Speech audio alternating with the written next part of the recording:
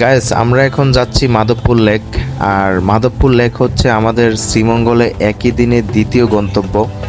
গত পর্বে আপনারা দেখছেন লাউয়াচড়া জাতীয় উদ্যান, আর লাউয়াচড়া জাতীয় উদ্যানগুলো কমপ্লিট করে আমরা এখন যাচ্ছি মাধবপুর লেক। মাধবপুর লেক লাউয়াচড়া থেকে প্রায় 17 কিলোমিটার রাস্তা।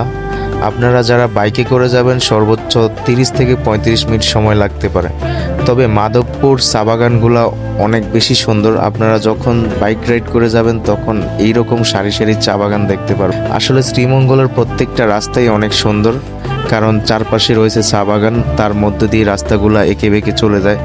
তাই শ্রীমঙ্গলের রাস্তাগুলো অনেক বেশি সুন্দর হয়ে থাকে। প্রায় আধা ঘন্টা রাইড করার পর আমরা এখন মাধবপুর লেক চলে আসছি। এখানে এসে জিজ্ঞেস করলাম যে মাধবপুর লেক কিভাবে যাব।